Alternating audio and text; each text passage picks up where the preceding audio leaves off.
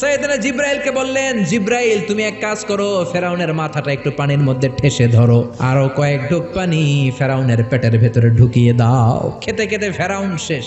ফজরের পরে আক্রমণ। সাইয়েদনা মুসা আলাইহিস সালাম বনী ইসরাইলের মুমিনদেরকে নিয়ে দিলেন এক দৌড়। সাইয়েদনা মুসা আলাইহিস সালাম দৌড়াতে দৌড়াতে যে দেখলেন বিশাল এক লোহিত সাগর। আল্লাহরে ডেকে বললেন, আল্লাহ আমার সাথে যেই বনী ইসরাইলের লোকেরা আছে এরাই তোমার মুমিন বান্দা।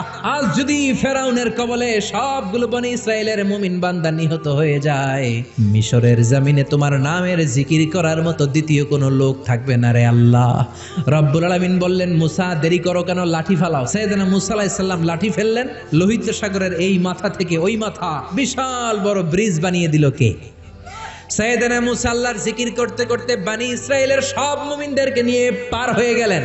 ইন দ্য মিন টাইম ফেরাউন তার সৈন্য সহ চলে এসেছে।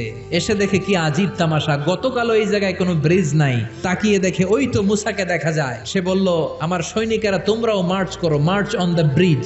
মুসা আলাইহিস সালামের পেছনে পেছনে ধরার জন্য সেনাবাহিনীর সব সৈনিকেরা লেফট এন্ড রাইট করতে করতে মাঝ বরাবর চলে এসেছে। সাইয়েদনা মুসা আলাইহিস সালাম লাঠি তুললেন। লাঠি তোলার সাথে সাথে ফেরাউনের সব সৈন্যগুলোকে ফেরাউন সহ লোহিত সাগরের মধ্যে ডুবিয়ে দিল কে?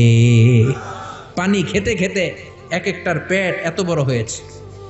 ইসরায়েলি বিভিন্ন বর্ণনাতে এসেছে ফেরাউন পানি খেতে খেতে পটকা মাছের মতো এত বড় হয়েছে তার পেটটা। যখন আর খেতে পারে না, গলা সমান, হাত তুলে বলে আমি ঈমান আনলাম। আল্লাহ বলেন, no, the game is up, সময় শেষ, এখন আর ঈমান কাজ হবে না, ফেরাউন শেষ।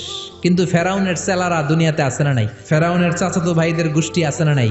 যারা নবীদের কথা সহ্য করতে পারে না, কোরআনের কথা সহ্য করতে পারে না, ইসলামের কথা শুনলেই গায়ে চুলকানি ধরে, এরকম বেয়াদব আছে না নাই? যুগে যুগে ফেরাউনের চাচাতো ভাইরা থাকবে, ফেরাউনের চেলা লস্কররা থাকবে, নমরুদের চেলা লস্কররা থাকবে, আর তাদের বিরুদ্ধে সাইয়েদনা ইব্রাহিম আর মুসা আলাইহিস সালামের মতো বলিষ্ঠ হুঙ্কার দিয়ে কালিমার দাওয়াত দিয়ে যেতে হবে। চিল্লায় বলেন ঠিক কি না?